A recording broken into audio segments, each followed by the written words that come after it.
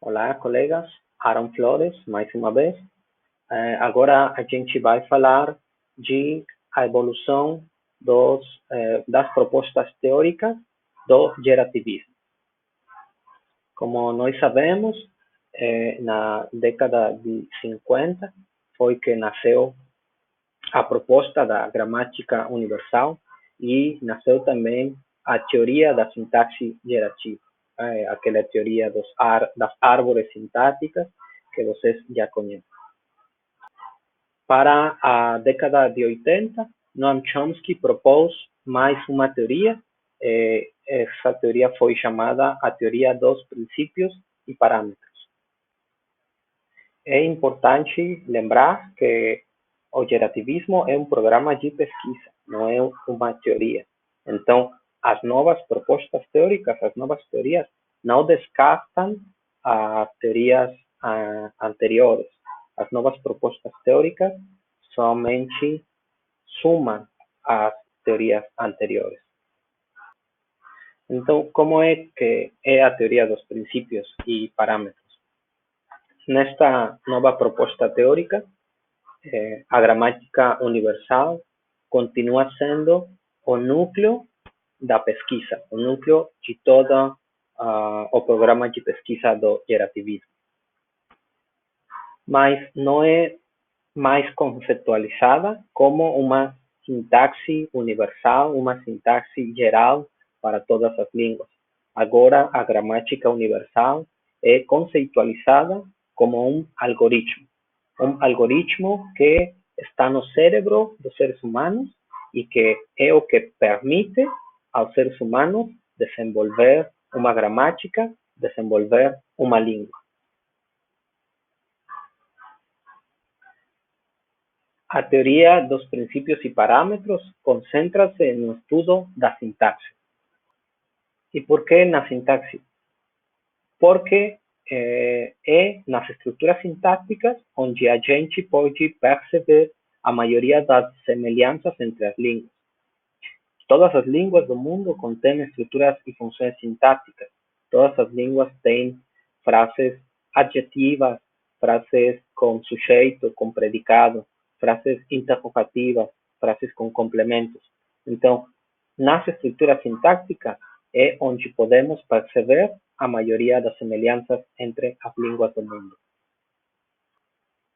Mas estudar a sintaxe não é tão fácil porque ela está dentro de um conjunto com outros elementos, o conjunto da gramática. Como sabemos, a gramática está composta por a semântica, a fonética, o léxico, a morfologia e a sintaxe. E a gente precisa isolar a sintaxe daqueles elementos para poder estudar só a sintaxe. Então, para isso foi criado um conceito, o conceito da gramática modular. Este novo conceito permite isolar os elementos de uma gramática para que eles possam ser considerados como módulos separados. Então, aí a gente já pode estudar só a sintaxe.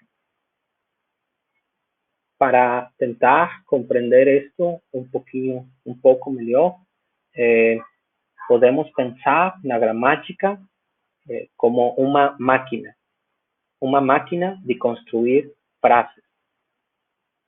Essa máquina estaria representada por este esquema de módulos, onde cada um dos elementos da gramática é um módulo independente, mas que trabalham em conjunto. A máquina começa a trabalhar quando nós queremos construir uma frase. Então, o processo começa pela solicitação de uma frase e a sintaxe, que é o módulo que governa a máquina, vai para o léxico e aí pega as palavras. No léxico, o léxico é o estoque de palavras que temos da língua que estamos falando. Então, daí a sintaxe pega as palavras para construir a frase. A morfologia trabalha em conjunto como léxico para a construção daquelas palavras. A sintaxe processa as palavras segundo suas próprias regras e aí envia o resultado para os módulos de fonética e semântica. A fonética trabalha em conjunto com a morfologia e envia o resultado para a saída. E o módulo semântico faz igual, trabalha segundo suas próprias regras e envia seu resultado para o módulo de saída. O módulo de saída seria a fala, a escrita. É importante ressaltar como um exemplo a seguir. Já que os módulos ficam incolores, dormem furiosamente. É evidente que as duas frases são gramaticalmente corretas, mas elas não têm valor semântico nenhum. Então, como é que é a teoria dos princípios e parâmetros? A teoria dos princípios e parâmetros, os princípios são universais, presentes em todas as línguas. E os parâmetros são o jeito que têm as línguas de interagir com aqueles princípios universais. Os parâmetros têm um valor paramétrico, ele é positivo ou negativo, a gente poderia falar de ligado ou desligado.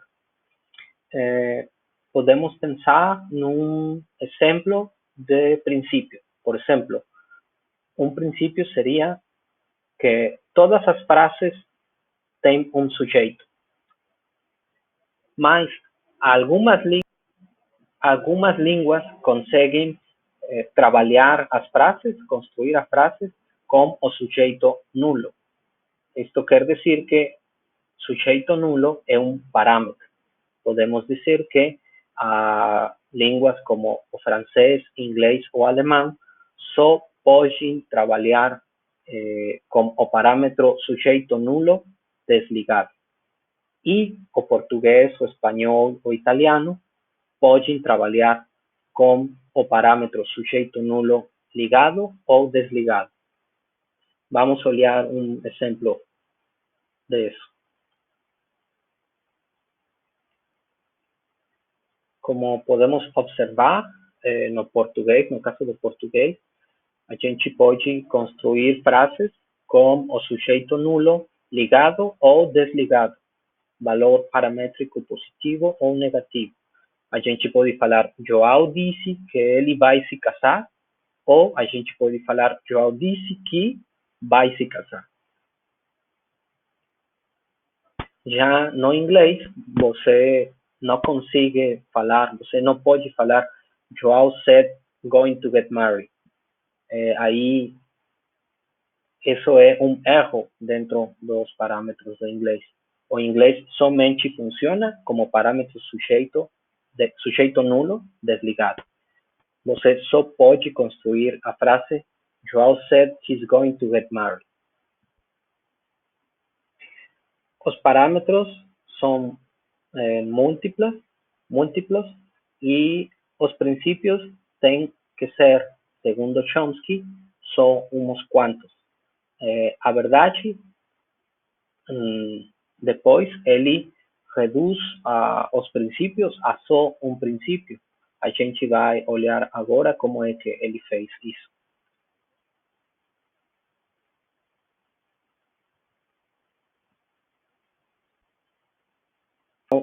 A teoria dos princípios e parâmetros foi a teoria principal do gerativismo dos anos 80 até os anos 2000. Aí Noam Chomsky fez mais uma reformulação da teoria e ele reduz os princípios e parâmetros a só um princípio. Ele chamou agora a teoria o programa mínimo. Então, como é que é o programa mínimo? o programa mínimo, a gramática universal continua sendo o núcleo da pesquisa, mas ele se reduz a só um princípio universal. Chomsky assegura que o único princípio universal a todas as línguas é a recursividade. Como podemos observar no esquema, a gramática universal continua sendo o núcleo do programa de pesquisa.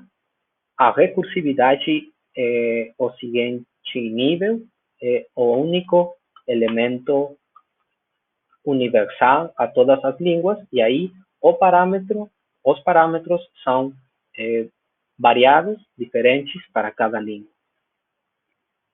É importante señalar, ressaltar que a pergunta o que é a gramática universal ainda é uma questão a ser respondida. Então, o que é a recursividade? A recursividade, para entender a recursividade, é importante entender a diferença entre concatenação e conexão. Como podemos observar, a concatenação e a conexão são diferentes. A conexão é um elemento atrás de outro ou à frente de outro. Já na concatenação, estamos falando de elementos encaixados uns dentro de outros. A recursividade é a capacidade que temos os seres humanos dentro da língua de encaixar frases uns dentro de outras, Uma conexão seria algo similar a um trem e a concatenação seria algo similar àquelas bonecas russas que estão uma dentro de outra. A diferença é que na língua não temos até agora comprovação que temos um limite de quantas frases você pode concatenar uma dentro de outra.